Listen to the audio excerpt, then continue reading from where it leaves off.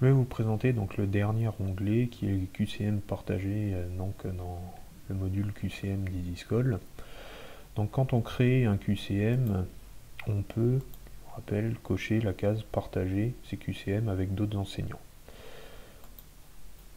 Le fait de partager un QCM va permettre aux autres enseignants de l'établissement de voir mon QCM et de l'utiliser eux et de le faire passer aux élèves. Donc si je viens sur QCM partagé, je vois les QCM que d'autres enseignants vont avoir partagé avec moi. Donc en l'occurrence ici j'ai un QCM qui s'appelle les triangles, fait par Madame Bonnet, dans lequel il y a deux questions. Si je sais exactement de quoi il s'agit, eh bien je vais pouvoir l'utiliser tout de suite, mais si je veux voir de quoi est fait ce QCM, je vais pouvoir cliquer sur la petite loupe et je vais pouvoir voir justement les questions qui sont présentes à l'intérieur, donc avec les différentes questions qui sont posées. Si ce QCM m'intéresse, je ne vais pas pouvoir l'utiliser directement comme ça, il va falloir que je le copie dans mes QCM à moi.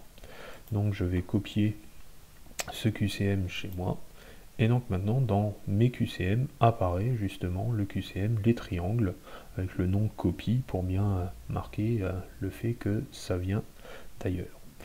Donc ce QCM, je vais pouvoir changer le nom, si je souhaite lui mettre un autre nom, je peux complètement changer le nom.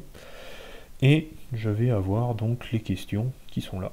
Imaginons que sur une question, il y ait un intitulé qui ne me convienne pas, je vais pouvoir modifier la question. Maintenant, le QCM, une fois qu'il a été recopié chez moi, je peux en faire ce que je veux. La version originale de Madame Bonnet reste la même, donc là, je travaille vraiment sur un QCM qui m'appartient. Donc, imaginons que les questions étaient quand même correctes, mais que je souhaite rajouter justement des questions à l'intérieur, eh bien je peux le faire. Je peux venir faire une question complémentaire, par exemple, dans laquelle je vais dire combien de côtés égaux possède un triangle isocèle, dans lequel en plus je peux rajouter des documents. Donc là en l'occurrence je rajoute une image.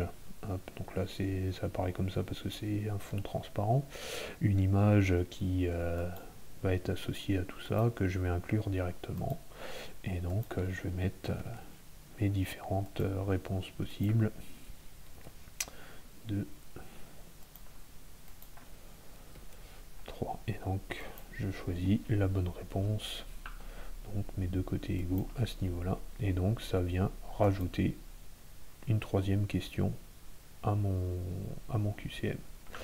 Donc sur le même principe, une fois qu'on aura créé ce QCM, eh bien on va pouvoir aller créer un passage pour les élèves, et donc je vous dis, on l'a simplement utilisé de l'origine, on l'a ramené chez nous, on l'a copié chez nous, et de là on en fait ce que l'on souhaite, comme on l'a fait pour les QCM traditionnels.